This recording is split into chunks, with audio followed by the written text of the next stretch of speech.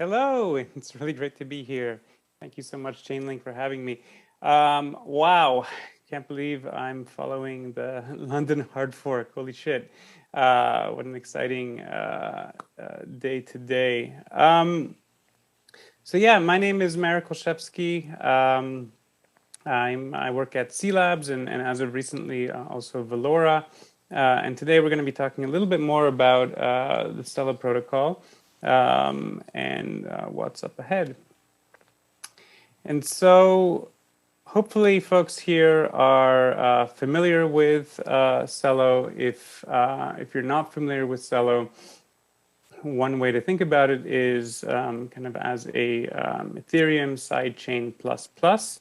It's an Ethereum sidechain because it's fully EVM compatible, and as you would expect from any kind of EVM compatible chain these days, it's highly scalable. It has a very efficient and well thought out proof of stake protocol behind it. It's secured with kind of billions of over $1 billion worth of stake.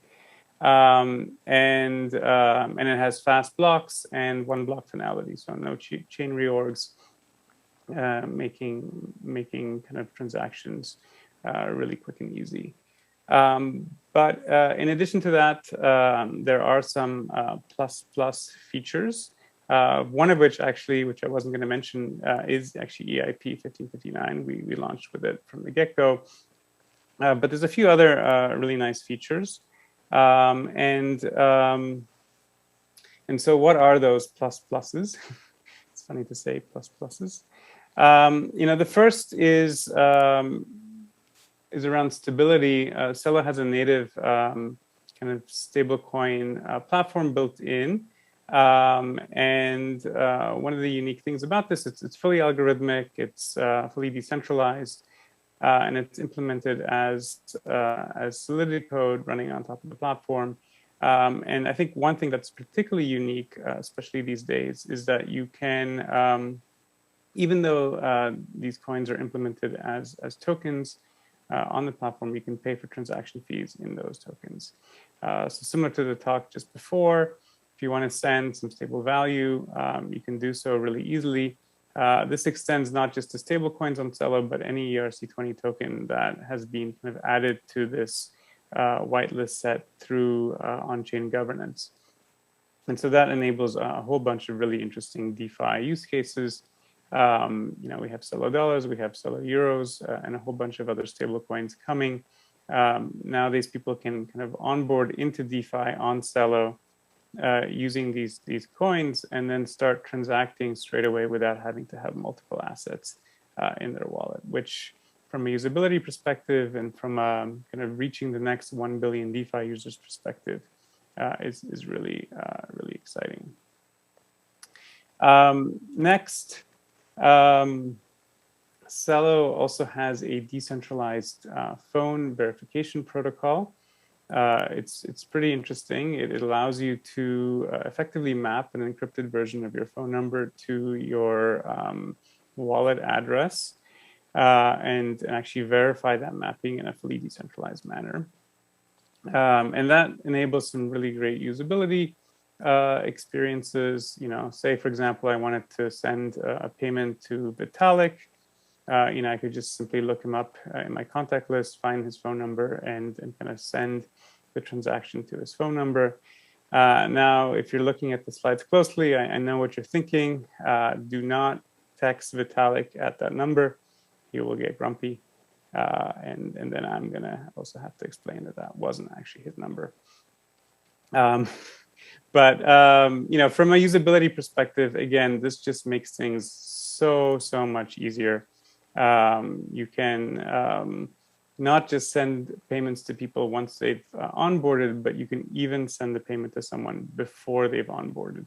So this has been something that the Web 2 world has been doing for quite a while now. It's a really great growth hack. Wallets, in this case, simply send the money to an escrow smart contract, and then the person signing up can redeem those funds once they verify their phone number. It allows for really great kind of onboarding experiences that, again, the Web2 world has used very effectively as a growth hack. And so just imagine how much bigger Ethereum, for example, could have been if you could have actually sent payments to your friends before they've actually created Ethereum wallets. It would have been pretty awesome. And then finally, you know, Celo has a consensus protocol that uses VLS 12377. It's a very snark-friendly elliptic curve, which allows us to have a light client that is extremely lightweight. Effectively, it uses ZK snarks to prove that a header is part of the chain.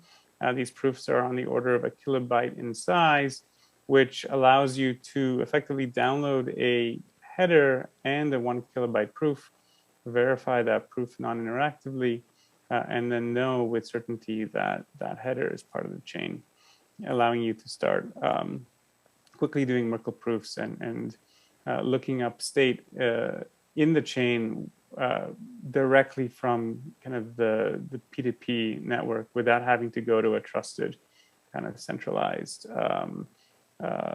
full node, which means, you know, if you care a lot about censorship resistance or surveillance, then, you know, this is the way that I would imagine you would want your dApps, your wallets to be interacting with kind of public blockchains.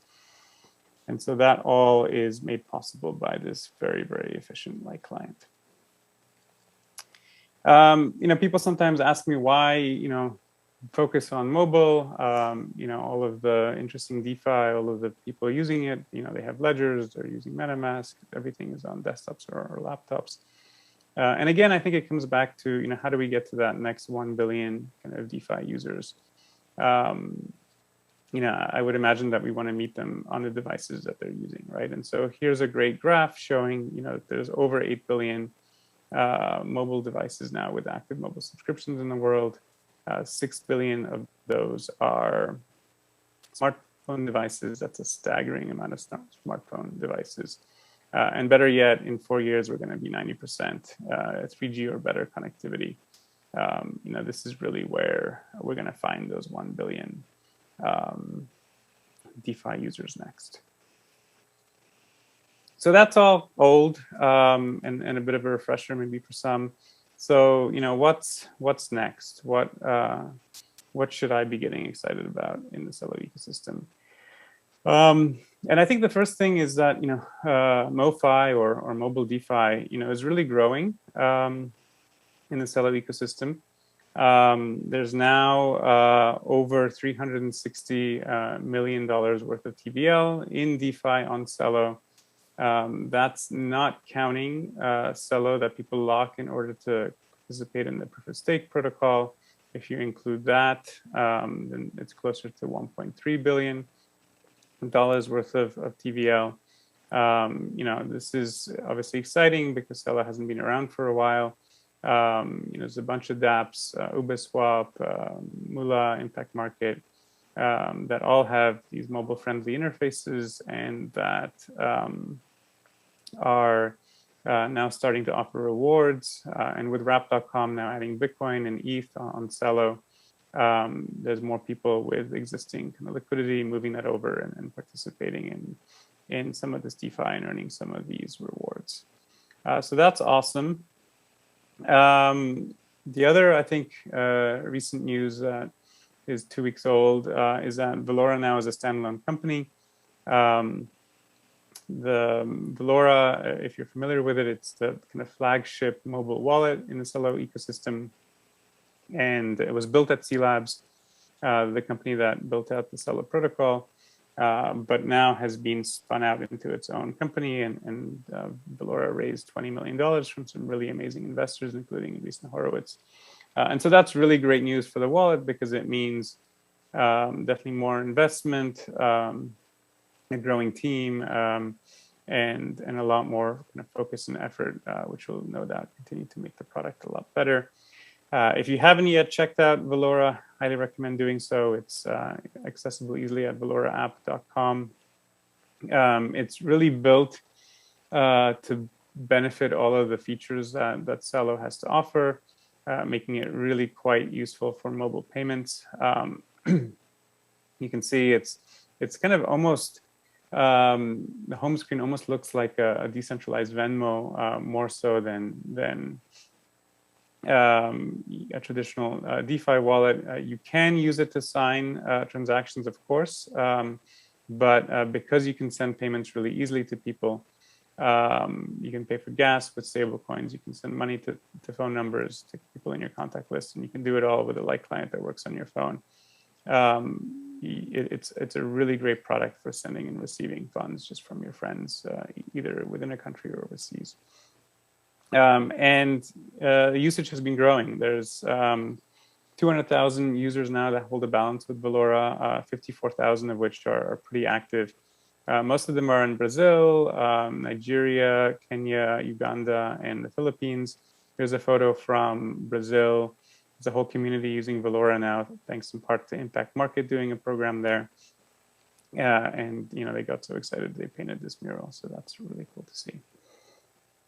Another really big and exciting, I think, update as well is PayU recently announced that they bought a bunch of Celo and joined the Celo Alliance and are integrating with Celo. If you're not familiar with PayU, they're a Stripe-like PSP, a really, really big payment service provider. They have 500,000 merchants worldwide. I think you can use them to pay for Netflix in some markets, which is really exciting.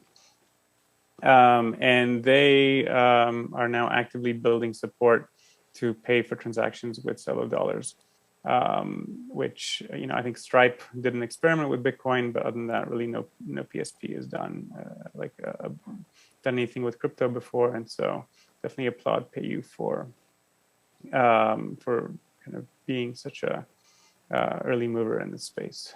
I'm particularly excited because I bought flowers for my mom for Mother's Day, and I noticed that PayU settled the transaction, and so next year I'm going to be really excited to use Valora to pay for that transaction. I mentioned the Celo Euro earlier. It's one of the kind of native stable coins. Celo Euro launched just a few months ago. Again, it's an algorithmic stable coin. It's kept its peg perfectly since the launch. And Valora, I think, just as of last week, added support for it. And so if you're in the European continent, I think this is really exciting for you. And perhaps even more exciting is the fact that Ramp, as of this week, announced support for being able to cash you in directly from euros to Celo euros with only one currency conversion. So the transaction fees are very, very cheap. So big kudos for Ramp for really catering to kind of the European community to make it really easy to just cash in with a currency that you then want to think about when participating in DeFi if you happen to be in Europe.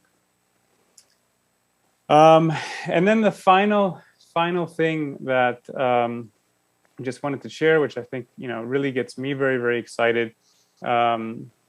Igor was talking a lot about bridges as well a second ago. Optics is coming soon, and it's the brainchild of James Presswich. If you don't know James Presswich, he's frequently referred to as Mr. Best Hair in Ethereum. He's also a really prolific coder, a great computer scientist, and prolific tweeter as well. And he's been working on this for a while now, and it's really exciting. It's really a low gas fee, kind of trust minimized, really compelling protocol for sending messages across chains. I like to think of this as kind of the IBC of the EVM world, of the kind of Ethereum kind of chain world. It's going to launch soon. And so if you're in the space, if you're kind of interested in cross-chain communication or interoperability, highly, highly, highly recommend checking it out. Again, it's launching soon. It's running on testnets right now, and they're just finalizing the production release. And so that's everything that I had. Just wanted to thank you all, and again, thank Chainlink for having me. And yeah, go Hard Fork Day. It's an exciting day. Thank you so much, Marek. Definitely appreciate what Celo is doing. It's so much innovation that's happening over there.